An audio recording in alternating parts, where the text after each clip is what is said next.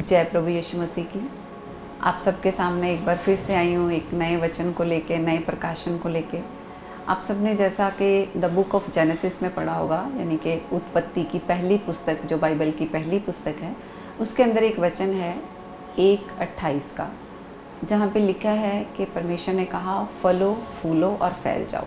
English में कहते हैं बी फ्रूटफुल एंड मल्टीप्लाई। यानी कि जब मैं इस वचन को पढ़ रही थी तो मुझे लगा कि सबसे पहले परमेश्वर हमें कहते हैं कि तुम फ्रूटफुल बनो और फिर तुम मल्टीप्लाई हो, यानी फिर तुम एक्सपेंड होगे, फिर तुम आशीषित होगे। यानी कि हमारा फलों में बने रहना बहुत ज़रूरी है। पहले हमारी ज़िंदगी के अंदर जब हम चर्च जाना स्टार्ट करते हैं, हम वचन सुनते हैं, मानते हैं, शिक्षाओं पे चलते हैं, सुनते हैं, उसके ऊपर बात आती है चलने की।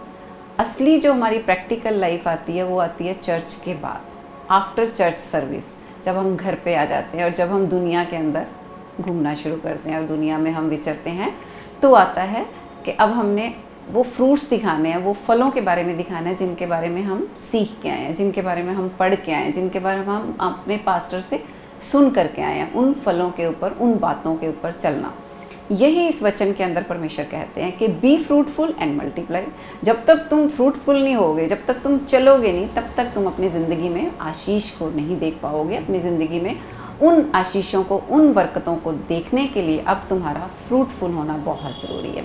एक वचन आता है गलातियों की बुक 5:22, जहाँ पे हम पवित्र आत्मा के फलों के बारे में पढ़ते हैं। आप और मैं अच्छी तरह से जानते हैं कि अब हमारे अंदर परमेश्वर का आत्मा वास करता है, यानी कि होली स्पिरिट आपके अंदर भी रहता है और मेरे अंदर भी रहता है। जब पवित्र आत्मा अब हमारे अंदर रहता है तो उसके फलों का अब हमारे अंदर प्रकटीकरण होना बहुत ज़रूरी है। उसके फल हैं प्रेम, आनंद, शांति, धीरज, करुणा, नम्रता, भलाई, विश्वास योग्यता। ये सब उसके फल हैं। इन फलों के अंदर जब हमारी ज़िंदगी बढ़नी शुरू होती है तो परमेश्वर हमें आशीष देना शुरू करते हैं। परमेश्वर का वचन यूहन्ना की पुस्तक में कहता है कि मैंने तुम्हें चुना है और तुम्हें नियुक्त किया है ताकि तुम फल लेके आओ। अब परमेश्वर ने आपको और मुझे संसार के अंदर पहले क्या किया है? सिलेक्ट किया है, यानी पहले उसने हमें चुना है और उसके बाद उसने कहा कि मैंने अब तुम्हें नियुक्त किया है। अब उसने क्या किया? अब हमें अपॉइंट कर दिया उसने। किस लिए? ताकि तुम जाओ और जाकर फल लेके आओ। यानी कि उसने मेरा डॉक्टर होने के लिए मुझे पैदा नहीं किया, उसने मुझे बिजनेसमैन होने के लिए, शॉपकीपर होने के लिए नहीं। उसने कहा कि मैंने तुम्हें चुना है ताकि तुम फल लेकर आओ। सबसे पहले वो हमसे ये चाहता है कि कोई भी ओहदा लेने से पहले जो उसने हमें ओहदा दिया है, जो उसने हमारी नियुक्ति की है, वो ये कि जब तुमने मुझे पा लिया है, जब मेरा आत्मा तुम में वास करता है, तो तुम फल लेके आओ और बहुत आयत से वो फल लेके और वो फल तुम में बना रहे। अब वो फल तुम में से ये नहीं कि आज वो फल बना हुआ है और कल वो फल ख़त्म हो गया, आज हम उसके ऊपर चले और कल हम उसके ऊपर नहीं चले। तो इन फलों के अंदर बनना बहुत ज़रूरी है। और हमारा पुलपिट क्या है? हमने परमेश्वर के भवन में पुलपिट से जो बातें सुनी, उसके बाद हमारा पुलपिट क्या है? हमारा पुलपिट सबसे पहले अपने घर से स्टार्ट होता है। सबसे पहले हमें अपने घर के अंदर फल दिखाने होते हैं, यानी माता पिता के सामने, माता पिता को बच्चों के सामने, बच्चों को माता पिता के सामने, एक फैमिली के अंदर, यानी हमारा फ्रूटफुल होना बहुत ज़रूरी है। नहीं तो हमें कोई भी चर्च जाने के लिए खुश नहीं होगा। हमारे चर्च जाने पे, हमारा किसी संगति करने से कोई खुश नहीं होगा। हर एक को ये लगेगा कि हमने क्या सीखा। क्या सीखते हो तुम? यही सीख के आए हो तुम चर्च से? तुम किस तरह से बात करते हो? कितना गुस्सा है तुम्हारे अंदर, कितना घमंड है तुम्हारे अंदर। अदरवाइज़ जो हमारा फ्रूटफुल, हमारा बाहर जाना, हमारा चर्च जाना, हमारा परमेश्वर के भवन से सीखना जो है वो निष्फल सा ठहरता है जब हम अपने घर के अंदर वो फल नहीं लेके आते। तो सबसे पहली पुलपिट जो होती है वो हमारे नियर अराउंड जो पर्सन्स हैं उनके सामने हम फलों को दिखाना, उनके सामने इन्हीं फलों के बारे में जो हमने गलातियों 5:22 के अंदर पढ़ा। आपको दिन में, सुबह और रात को सोते वक्त एक बार ये सोचना ज़रूर है कि मेरी ज़िंदगी इन फलों के अंदर चल रही है या नहीं, क्या मैं इन फलों के ऊपर काम कर रहा हूँ कि नहीं। एक बार ज़रूर सुबह उठते ही मनन करना है और रात को सोते टाइम भी एक बार सोचना है कि क्या परमेश्वर आज मैं तेरे फलों के अंदर चला, क्या आज मैं तेरे फलों के अंदर चली, आज मैंने कहाँ पे संयम दिखाया, कहाँ मैंने धीरज दिखाया, कहाँ मैंने प्रेम दिखाया, कहाँ मैंने शांति की बात की, कहाँ पे मैंने नम्रता दिखाई। तो ये सब बातों के ऊपर एक बार आप अवश्य मनन किया करें सुबह और रात को। जब हम सुबह और रात को एक बार सोचेंगे तो आप यकीन माने कि परमेश्वर हमें बहुतायत से ब्लेस करेंगे, बहुतायत से हमें मल्टीप्लाई करेंगे, हमें आशीष देंगे।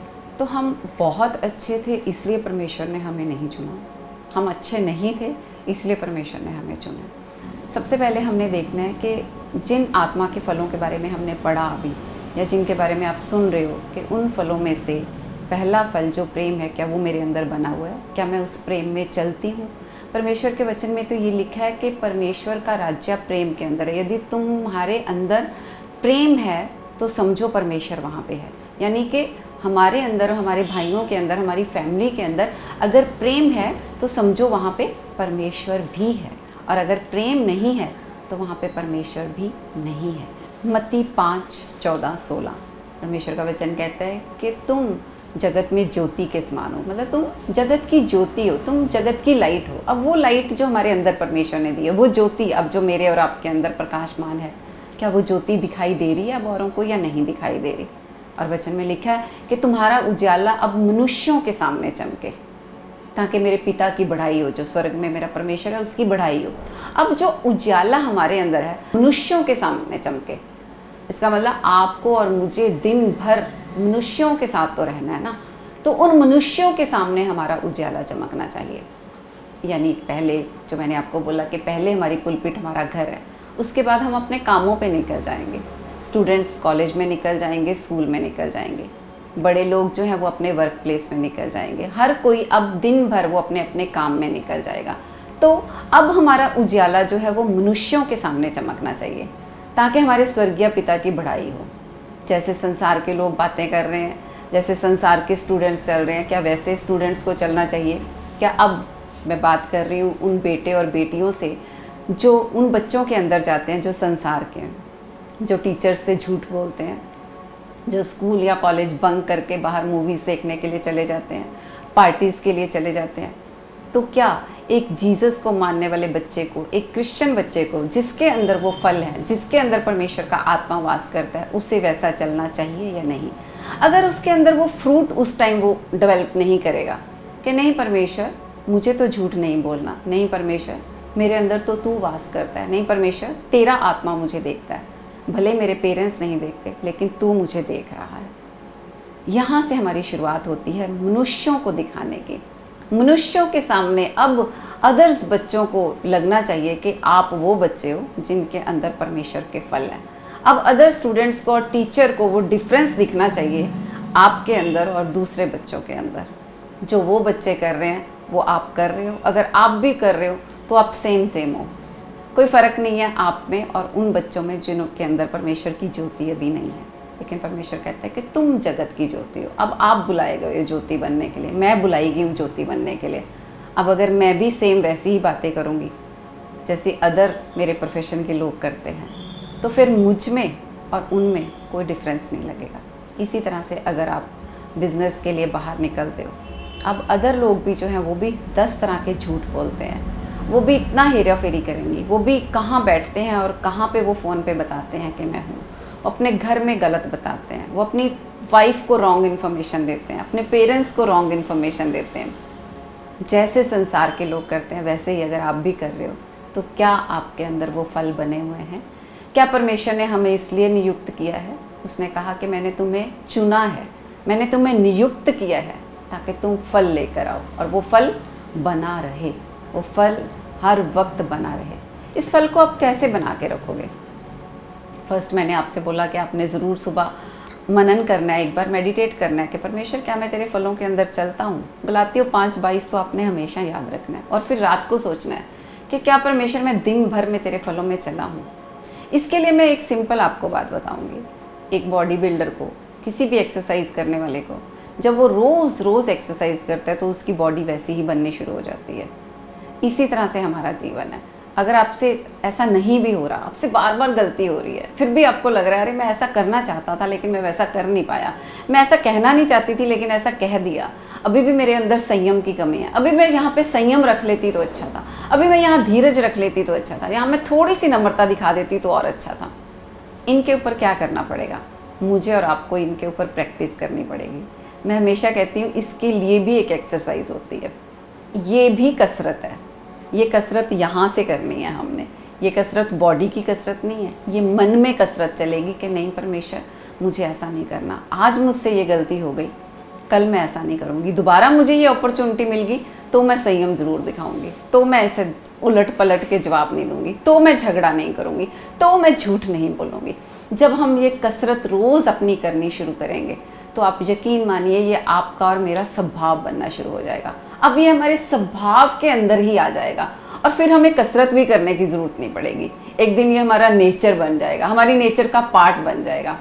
कई बार ऐसे लोग मेरे सामने आते हैं जब वो कहते हैं कि अरे हमने और डॉक्टर्स को तो ऐसा नहीं देखा, वो तो हमें बार बार मेडिसिन नहीं समझाते, वो तो एक ही बार समझाते हैं, लिख के पर्ची और मुझे दे देते हैं, आप 10 बार कैसे समझा देते हो। तब मैं ये सोचती हूँ कि ये मेरी प्रैक्टिस का वो हिस्सा बन चुका है। अब मुझे कोशिश नहीं करनी पड़ती, अब वो मेरे स्वभाव के अंदर आ चुका है। मेरे घर के अंदर एक बार एक इलेक्ट्रीशियन काम कर रहा था और उसने मुझसे बाद में, जब वो सारा दिन काम करके गया, उसने मुझसे स्पेशली पूछा कि आप क्रिश्चियन हो, घर पे क्रूस तो लगा ही हुआ था। अब वो क्रूस से मैं उसे इतना आइडेंटिफिकेशन नहीं दे सकती, लेकिन उसने दिन भर मेरा बिहेव देखा, उसने दिन भर मेरा बातचीत करने का तरीका देखा। उसको लगा कि मैं कैसे बात कर रही थी इलेक्ट्रीशियन से, मैं कैसे अपनी मेड सर्वेंट से बात कर रही थी, मैं कैसे अपने बेटे से बात कर रही थी।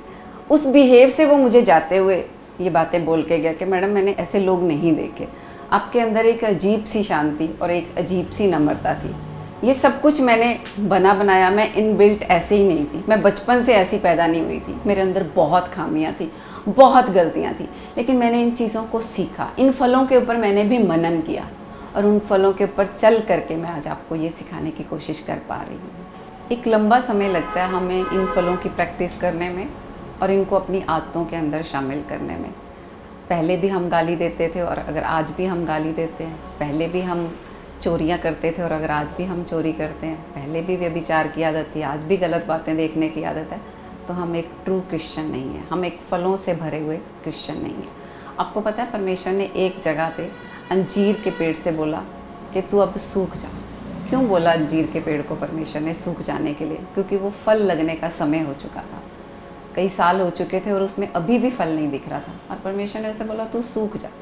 जब एक लंबा समय हम क्रिश्चियन लाइफ के अंदर चल रहे होते हैं और फिर भी हमारे अंदर फल नहीं देख रहे होते, तो परमेश्वर भी हमसे खुश नहीं होते, वो हमसे अप्रसन्न रहते हैं। उन्हें लगता है कि हम वो क्रिश्चियन नहीं है, हम भी उसी अंजीर के पेड़ की तरह हैं जिसने जगह तो घेर रखी है और फल नहीं दे रहा। देखिए आज भी हम जब चर्च जाते हैं तो हम वर्शिप करके आते हैं, आराधना करके आते हैं, वचन सुन के आते हैं, तब तक तो हम बहुत भले क्रिश्चियन दिख रहे होते हैं, हम सभी एक जैसे दिख रहे होते हैं, सभी लगता है सभी बहुत अच्छे हैं, लेकिन प्रैक्टिकल तो उसके बाद स्टार्ट होता है। असली बात तो जो कहते हैं ना, थ्योरेटिकल हमने पहले जो पढ़ा उसके बाद प्रैक्टिकल भी करके देखना पड़ता है। प्रैक्टिकल लाइफ में जब हम आते हैं तो फिर हम वो थ्योरेटिकल बातें जो चर्च के अंदर सीख के आए हैं उनके ऊपर हम नहीं चलते, और यहीं से एक असली जो मसीही है, एक असली जो फलवंत फलों से भरा हुआ मसीह भाई या बहन है, उसके जीवन का फ़र्क नज़र आना शुरू होता है।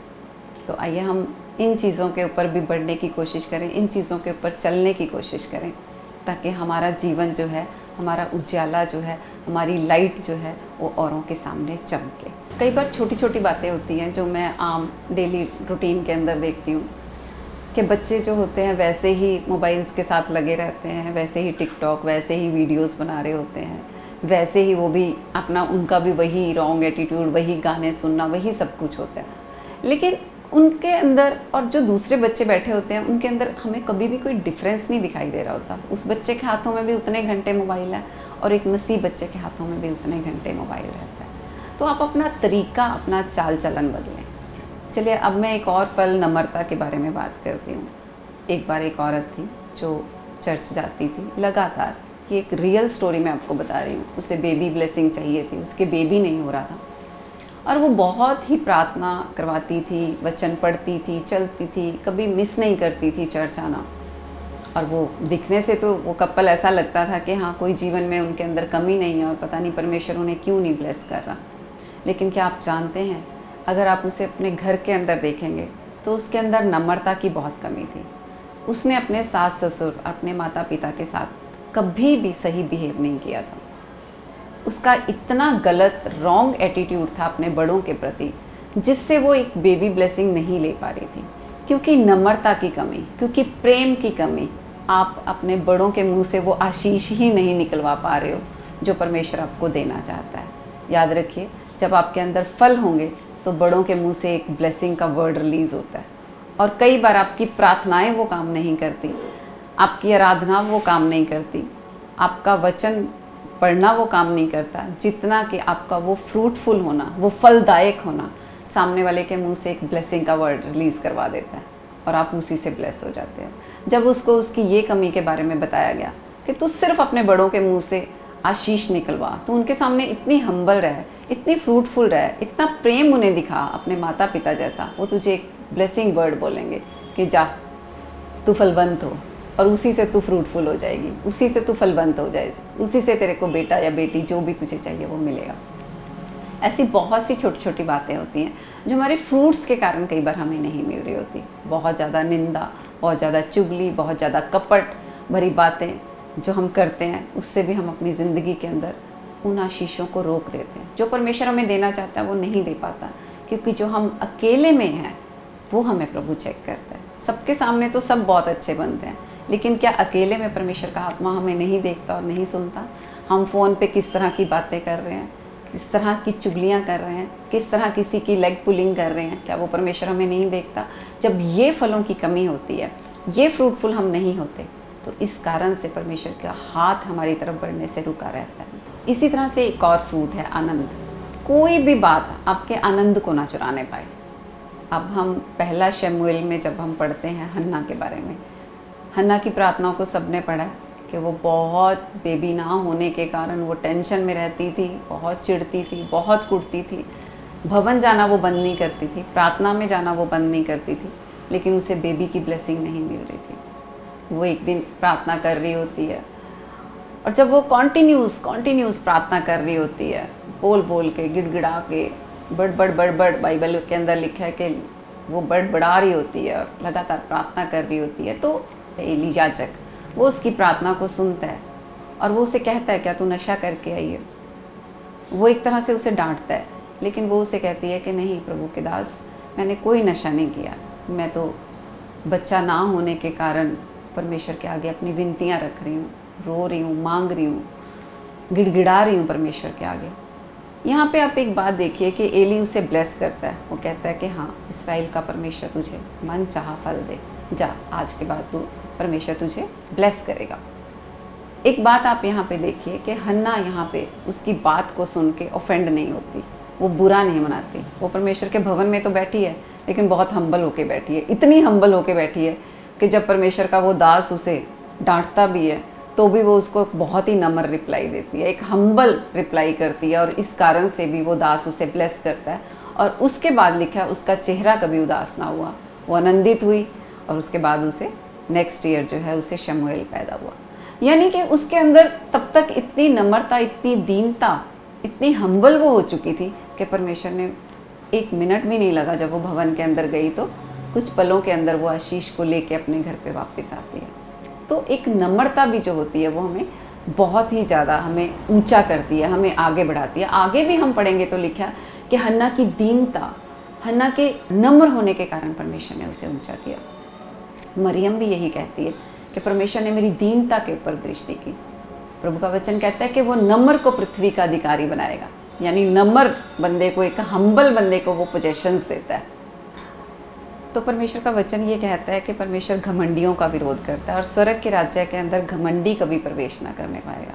घमंडी इतना अकड़ालू होता है, उसकी स्पिरिट इतनी अकड़ वाली होती है कि वो चीज़ें वो ले ही नहीं पाता जो परमेश्वर उसे देना चाहता है।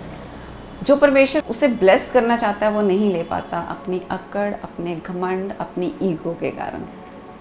तो जितना हो सके अगर हम अपनी ईगो को, अपनी घमंड को साइड में रख के अपने काम पे जाएंगे तो परमेश्वर आपको बहुत ऊंचा करेगा। छोटी छोटी बातें होती हैं जहाँ पे हम सुन नहीं पाते किसी की, हम स्टबन होकर रिप्लाई करते हैं।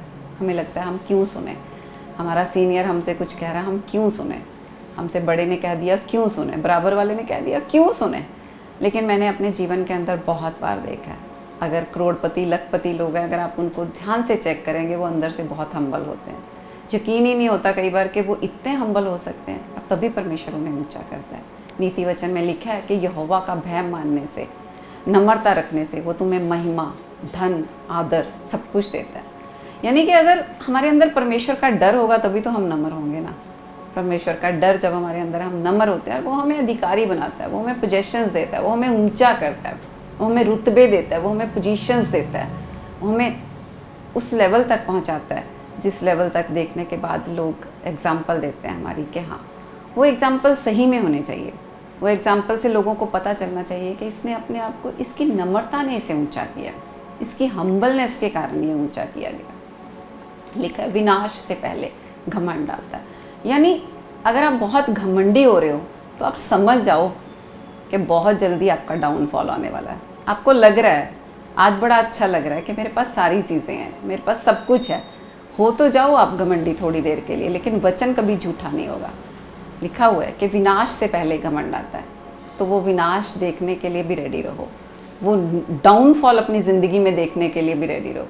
हमने बहुत लोगों को देखा है ऊंचाई के बाद नीचे गिरते हुए, कारण घमंड, कारण उस रुतबे का, उस पोजीशन का, उस एजुकेशन का, उस सुंदरता का, उस पैसे का, उन गाड़ियों का, उन फोन्स का, उन बातों का घमंड। सो जितना हम नम्र रहेंगे, जितना ये फल आप अपने अंदर विकसित करोगे, जितना इस फल के ऊपर आप मनन करोगे, ये आपको ऊंचा लेके जाएगा, बहुत ऊंचा लेके जाएगा। तो नम्रता को भी अपने जीवन के अंदर धारण करके रखें। ज़्यादा टेंशन लेनी, ज़्यादा शांत ना रहना, उससे भी आपके जीवन के अंदर एक अजीब सा स्ट्रेस आता है। और जब भी स्ट्रेस आपकी लाइफ के अंदर आएगा, वो आपके अंदर एक अविश्वास को लेके आएगा। तनाव आपके अंदर विश्वास की कमी को लेके आता है। जितना ज़्यादा आप शांत नहीं रहते हो, एक वचन में लिखा है ना कि शांत रहने में ही तुम्हारी वीरता है। तो आप जितने शांत रहोगे, विपरीत परिस्थितियों के अंदर भी अगर आप अपनी शांति को नहीं खोने दोगे, हालात कैसे भी क्यों ना हो आपके आसपास, आपके घर के अंदर, बाहर, जो मर्जी क्यों ना हो, लेकिन अगर आप परमेश्वर की शांति के अंदर बने हुए हो, आप जवाब नहीं दे रहे हो, आप प्रार्थना में बने हुए हो, अभी भी आप प्रभु के ऊपर भरोसा करके रखे हो, तो शांत रहने में आपकी वीरता है, आपकी बहादुरी इसी के अंदर है। जल्दी गिर जाने वाले लोग, जल्दी स्टबन लोग, जल्दी विचलित हो जाने वाले लोग, जिनका हृदय संभला हुआ नहीं, वो कभी भी परमेश्वर की ब्लेसिंग को, परमेश्वर की आशीष को, उस ग्रोथ को अपनी लाइफ के अंदर नहीं देख पाते। जो लोग शांत नहीं रहते, जो लोग ज़्यादा गुस्सा कर जाते हैं, उनके जीवन के अंदर एक, बीइंग अ डॉक्टर मैं आपको बता रही हूँ कि उनकी लाइफ के अंदर, उनकी बॉडी में एक स्टिफनेस आ जाती है। वो पेन्स, वो जॉइंट्स पेन, वो आर्थराइटिस, ये सब कुछ क्यों होता है? वो बीपी हाई होना क्योंकि शांति नहीं है, क्योंकि पीस नहीं है हमारी लाइफ के अंदर। वो हार्ट डिजीज़ेस क्यों हुई? क्योंकि गुस्सा है, क्योंकि शांति नहीं है लाइफ के अंदर। ये कुछ बीमारियां ऐसी हैं जो आपकी लाइफ के अंदर फ्रूट्स की कमी होने के कारण होती हैं। आपके अंदर फल नहीं है, आप उन फलों को विकसित नहीं कर रहे हो, इसलिए ये बीमारियां शरीर के अंदर है। एक वचन के अंदर लिखा है ना कि मन के जल जाने से हड्डियां जलती हैं।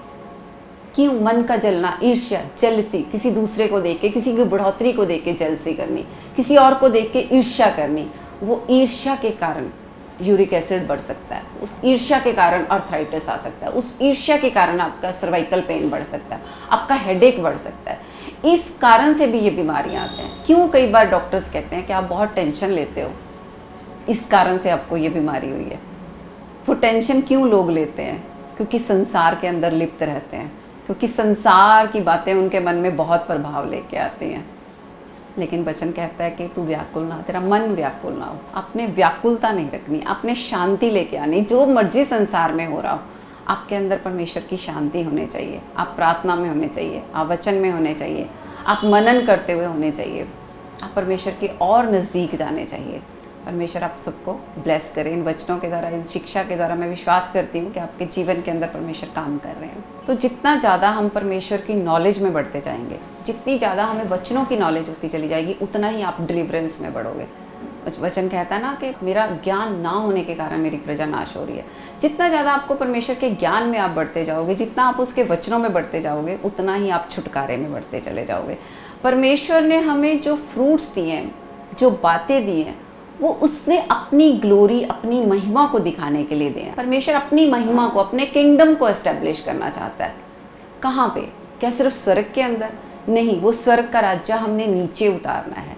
वो फलवंत होके ही हम उतार सकते हैं। जैसे जैसे हमारे अंदर फ्रूट्स बढ़ते जाएंगे, जितना ज़्यादा हमारे अंदर प्रेम अफेक्शंस बढ़ती चली जाएंगी, हमारे अंदर नम्रता बढ़ती चली जाएगी, हमारे अंदर पीस बढ़ता चला जाएगा, हम आनंदित रहने वाले, जॉयफुल रहने वाले बनते चले जाएंगे।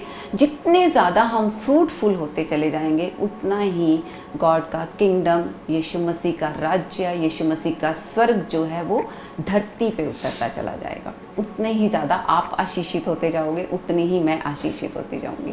परमेश्वर आपको इस टीचिंग के द्वारा, इन वचनों के द्वारा, मैं विश्वास करती हूँ कि वो आपको ब्लेस कर रहा है, आप आशीष को पा रहे हो, आप फलवंत होने जा रहे हो। इन वचनों के साथ ही परमेश्वर आपको आशीष दे, आपको ब्लेस करे। God bless you all. सबको जय यीशु मसीह की।